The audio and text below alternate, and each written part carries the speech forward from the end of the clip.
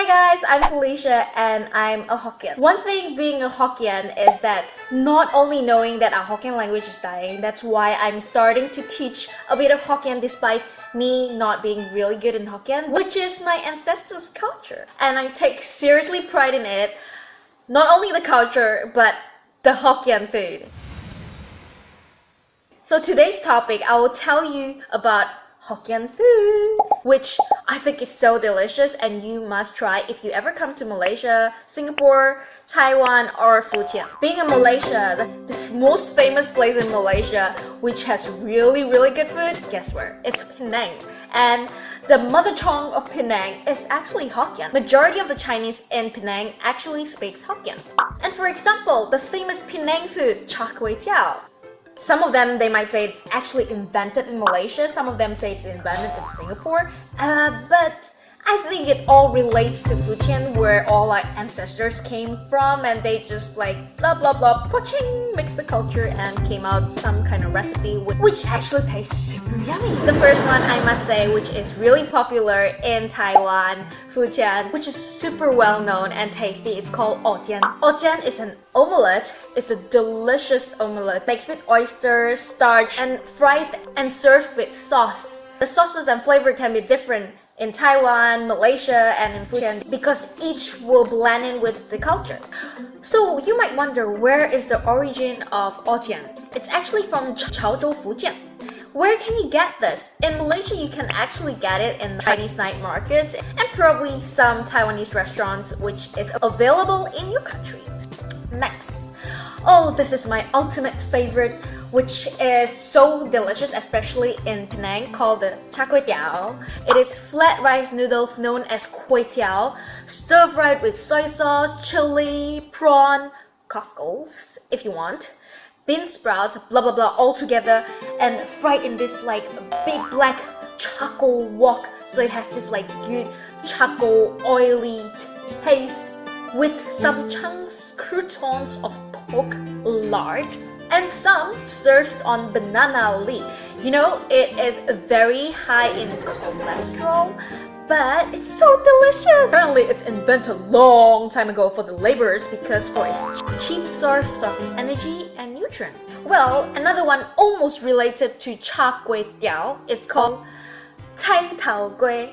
It is exactly fried about the same way like char kway teow, but it is not in flat rice noodles form. It is more in cubes of rice cakes where it's also stir fried.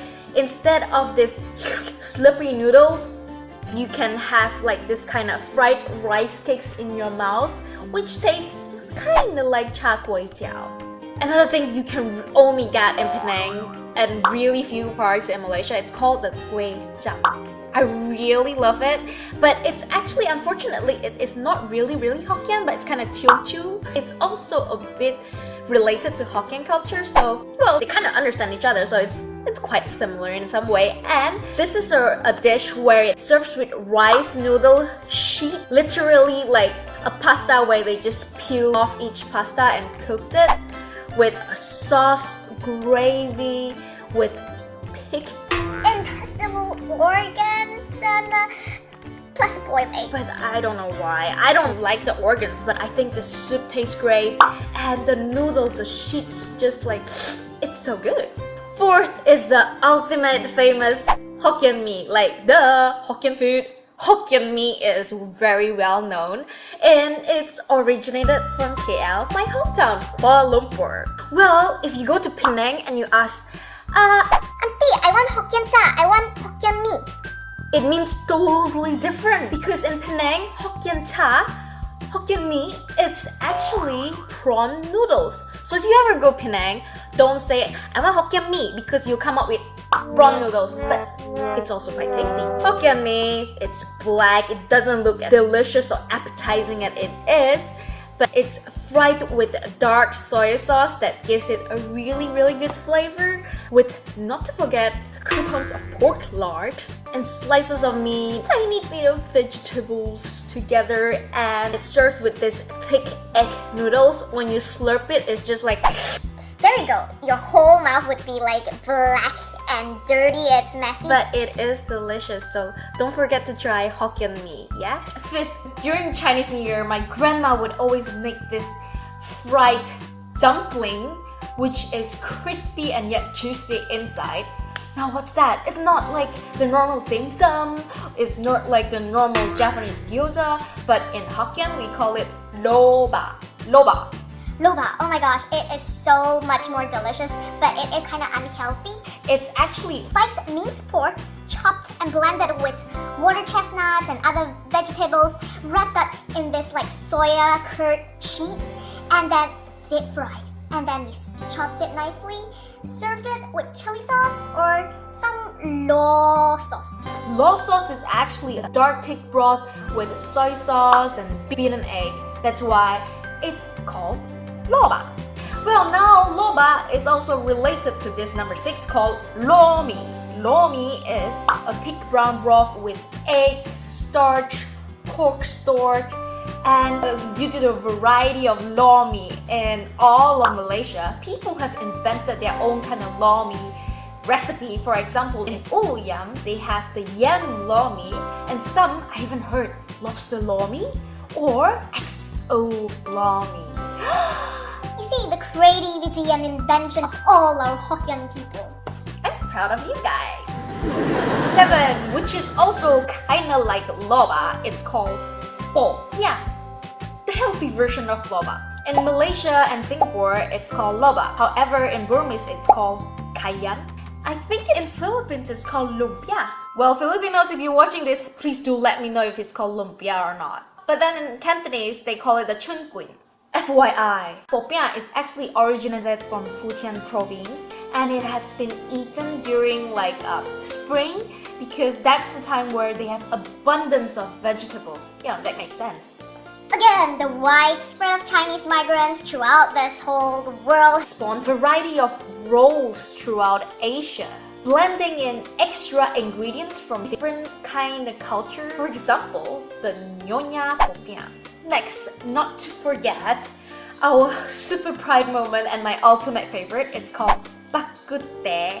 Bak Kut Teh, if you never heard of Bak Kut Teh, and if you are ever coming to Malaysia, do try Bak Kut Teh. It is so good. It is one of the best pork dishes in Malaysia, Singapore, also Batam. I mean, if you direct translate Bak Kut Teh, it's actually meat bone tea. Why meat bone tea? They actually simmer this pork ribs for many long hours with this broth of herbs and spices, which actually they do not put tea at all. This black yummalicious pork broth is known as quite a fatty dish, so you gotta serve like tea beside so that it would rinse out all the fatty oils out of your body. That is actually what the Chinese believe, that tea actually dissolve or dissolidify your fat in the body. That's why we're so skinny. The Malaysian bak kut teh is actually served with plain salty fried donut called the yao zha kway.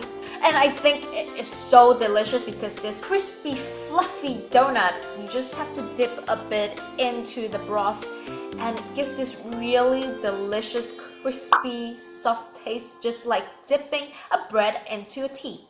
Plus, we also have a small side dish served with bird eyes chili, soy sauce, and minced garlic.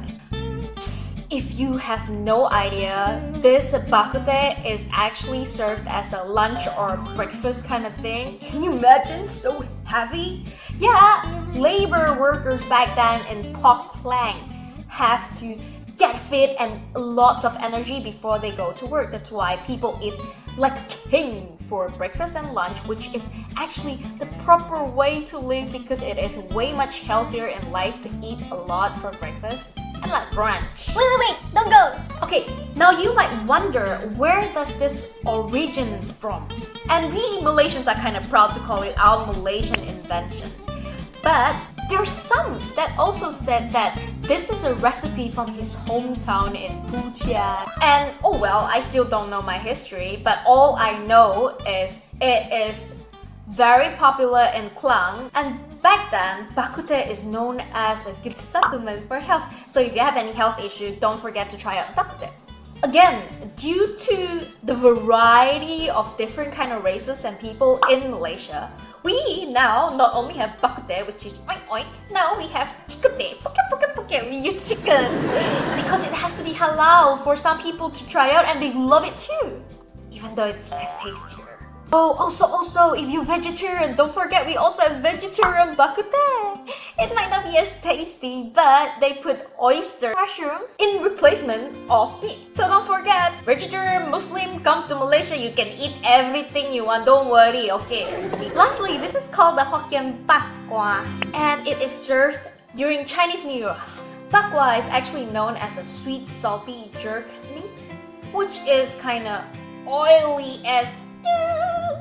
If you have problems with pimples, don't eat so much. You'll get like pimples popping up all over your face. And of course, there's pork, because we Chinese like pork ma. You can have the choice of either a ham slice or a minced meat compact together, marinated with soy sauce, sugar, soy sauce, sugar, and spices, and dried it in a square form. But the difference about the Malaysian and the Singapore one is that we barbecue over charcoal grill and give this smoky flavor, which plus we like sweet stuff, so we put honey and sugar, and we make it super sweet, sweeter than the ones in China.